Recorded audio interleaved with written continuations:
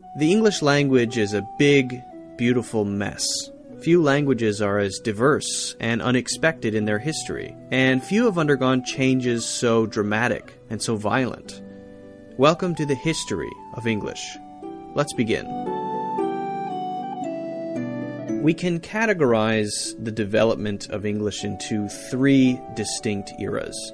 Old English from 450 to 1100, Middle English from 1100 to 1500, and Modern English from about 1500 up until the present. And if you didn't notice, I'm actually speaking Modern English right now. Can I just stop here and remind everyone that languages change and evolve over time? I just want to make sure we're clear on that.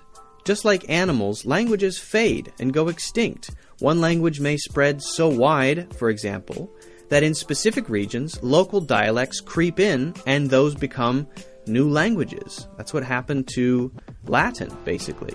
It's a very natural process, and it's very similar to evolution in animals. Some languages are pretty different, just like some animals are pretty different. Here's an African click language.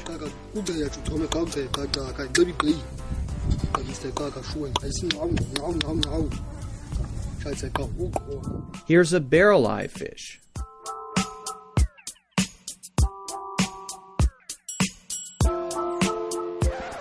Right, well, back to the topic. You make me sad. English is a Germanic language. What does that mean? Does that mean English is German? No, it doesn't. Germanic is a word used for a group of people from a particular part of the world who once probably spoke the same language, a language which doesn't exist today. Germanic languages now include German, English, Dutch, Swedish, Danish, and quite a few more. So think of all of these modern languages as having a great-great-grandma in common called ProtoGermanic. Grandma Proto-Germanic. Something like that. To be clear, English does not come from German. English and German are basically cousins. The history of the English language is a history of invasion and the movement of people, and the beginnings are no different. During the time England was under the control or protection, whatever you want to call it, of the Romans, a few Latin words stuck with the Celtic locals, the people who were living there at the time. We use prefixes like pro and sub in modern English as a result.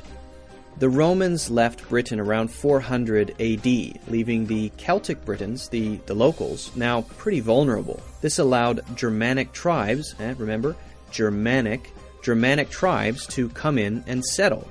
In fact, it happened over a fairly long period of time, so it wasn't exactly an invasion. So what I mean is, it didn't happen on a Tuesday. The Germanic tribes pushed most of the Celtic Britons out and settled in modern-day England. Old English grew out of this period, and from the early 6th century to about 1100, we have Old English. From that, we get works like Beowulf. So let's listen to some Old English from the 700s. Heddas frovra je bad, weox under hognum, weorth mundum tha, o that him aig wilch thara setindra, over hron rade, huran shulde, gomban yildan. If you couldn't understand that, don't worry. I couldn't understand a single word. Well, maybe I can hear words like and sometimes, I think. But really, it's so far away from modern English, basically it's another language. So what's next? Well, everything was going fine in Britain until those damn Vikings invaded, bringing with them another language called Old Norse. It's another language. From there we get words like reindeer, dirt, choose, egg, and kindle. The word Thursday means, does anybody know? Thor's Day. Thursday means Thor's Day. It comes from Old Norse. To put that into perspective, about 1% of modern English comes from Old Norse. That's about 2,000 words.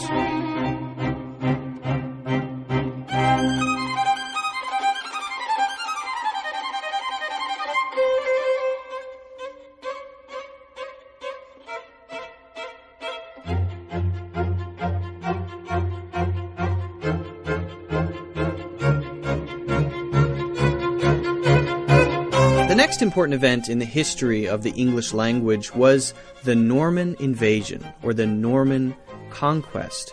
This was an invasion led by a guy who was basically a French-speaking Viking named William the Conqueror. After William took over Britain in 1066, French started sneaking into the English language. French words were spoken more by the upper class, the wealthy people, and Old English was spoken more by common people, by people in the lower classes. So today we have pairs of words that have almost the same meaning, one from Old English and one from Old French. Words like lawyer and attorney, deem and judge, hunt and chase, pig and pork, cow and beef, freedom and liberty, weird and strange. I could go on for days. Now we don't make the distinction, but the Norman conquest resulted in a much more colorful language that allowed for more creative expression. Over 7,000 English words that we use today are from French, basically the Norman conquest. So this invasion gave us what we now call Middle English. Let's listen to a bit of the Canterbury Tales from about 1400. One at April, with his shortest sota, the drought of March hath burst to the rota, and bathed every vine in sweet liquor, of which thereto engendered is the flower. When Zephyrus eke with his sweeter breath, inspired hath in every old and eth the tender croppes. Next is early modern English, and there's no real invasion here, only important people and events. First, Shakespeare. Shakespeare is credited with creating a huge number of English words and phrases, and his plays are extremely influential to this day. From him we get words like assassination, cold-blooded, manager, uncomfortable, and many, many more. Whether you know it or not, you're probably quoting Shakespeare on a daily basis. Here's a little Shakespeare. A poor player that struts and frets his hour upon the stage, and then is heard no more. It is a tale told by an idiot, full of sound and fury, signifying nothing. The other really important event that helped to shape modern English was the Great Vowel Shift, which was in the 15th century. Now, this was essentially a change in English pronunciation. Vowels are A, E, I, O, and U. And you can say them different ways. Sometimes we say A as A, and sometimes we say A as Ah.